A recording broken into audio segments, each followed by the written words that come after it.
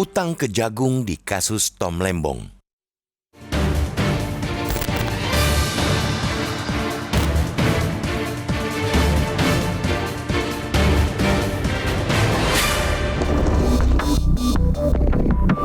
Banyak kalangan bertanya-tanya, mengapa Kejaksaan Agung atau Kejagung tiba-tiba menersangkakan dan menahan Thomas Trikasih Lembong?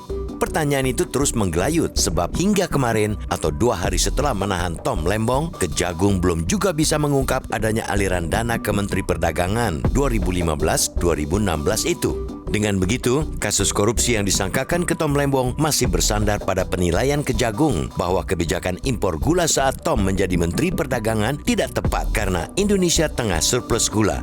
Kejagung juga menilai Tom Lembong menyebabkan kerugian negara sebesar 400 miliar rupiah akibat menugaskan PT Perusahaan Perdagangan Indonesia atau PPI untuk bekerja sama dengan swasta mengolah gula kristal mentah impor menjadi gula kristal putih. Total ada 9 perusahaan swasta yang bekerja sama dengan PT PPI. Charles Sitorus yang menjabat Direktur PT PPI kala itu juga ikut ditetapkan sebagai tersangka. Berdasarkan prinsip korupsi, keuntungan memang tidak selalu berupa uang atau aliran dana. Lalu, berdasarkan Undang-Undang 31/1999 tentang pemberantasan tindak pidana korupsi disebutkan bahwa terjadinya kerugian keuangan atau perekonomian negara sudah termasuk unsur tindak pidana korupsi. Meski begitu, Kejagung tetap punya utang besar dalam kasus Tom Lembong. Kejagung tetap harus dapat membuktikan adanya keuntungan yang dinikmati Tom atau pihak lain baik dari sisi aliran dana ataupun bukan.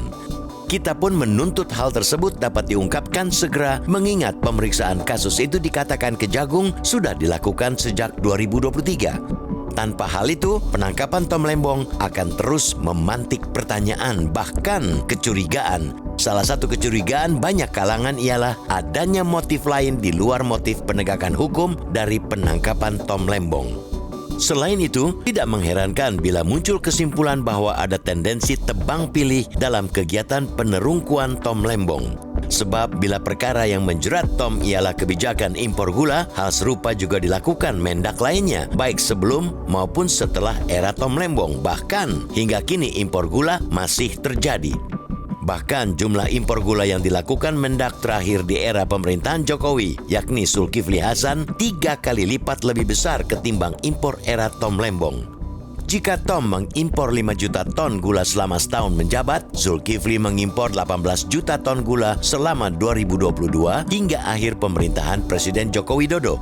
Padahal saat itu, di awal tahun 2022, Indonesia tercatat juga surplus 1,6 juta ton gula. Tentu saja dugaan praktek kotor bukan dari besar kecilnya angka impor. Namun dengan angka-angka kasar itu saja bisa dianalisis bahwa dugaan yang disangkakan pada Tom harus juga diusut pada kebijakan Mendak lainnya karena kebijakan yang sama. Terlebih, siklus produksi gula termasuk masa giling di dalam negeri tidak mengalami perubahan drastis alias masih itu-itu saja. Pada 2019 pun, kebijakan impor gula bahkan dibela oleh Menko Perekonomian saat itu, Darmin Nasution. Meski produksi gula tinggi dan stok masih banyak, kala itu Darmin menyebut jika impor gula tetap dilakukan karena pemerintah belum mengetahui kepastian alokasi dan kualitas gula yang ada. Berkaca pada kasus Tom pula, langkah penugasan impor pada BUMN yang bukan produsen gula ditengarai dilakukan karena sedang tidak ada BUMN gula yang masih menjalani masa giling pada waktu tersebut. Maka pengusutan terhadap kebijakan Mendak lainnya akan mencegah praktek kriminalisasi terhadap kebijakan pangan. Pengusutan pada semuanya juga menunjukkan bahwa penegakan hukum berlaku adil, tidak tebang pilih, dan jauh dari motif-motif lain di luar motif hukum. Namun sekali lagi, semua kondisi itu bukan berarti kita memaklumi kebijakan impor yang janggal. Kita dukung sepenuhnya Kejagung mengusut dugaan permainan nakal di balik impor gula ini. Yang kita kehendaki ialah pengusutan itu mesti berlaku adil untuk semua tanpa ada tendensi memilih pihak mana yang dijerat. Sengkarut di balik impor gula ini harus terungkap jelas agar segala celah permainan dapat tertutup di masa mendatang. Termasuk pula pengusutan tanpa tebang pilih akan membuat negara dapat memperbaiki kebijakan terkait impor termasuk soal perizinan yang saat ini belum dimanfaatkan secara efektif. Sekali lagi, kita menuntut agar Kejagung sesegera mungkin dapat menunjukkan bukti-bukti awal dugaan korupsi di kasus impor gula Tom Lembong. Sekadar dalil kebijakan tidak tepat karena produksi banyak, tidak boleh terus-terusan digunakan Kejagung.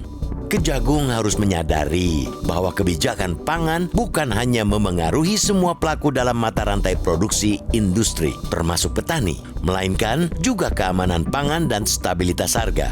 Penyidikan kasus mutlak dilakukan, mendalam dan menyeluruh sebelum melabelinya sebagai dugaan korupsi.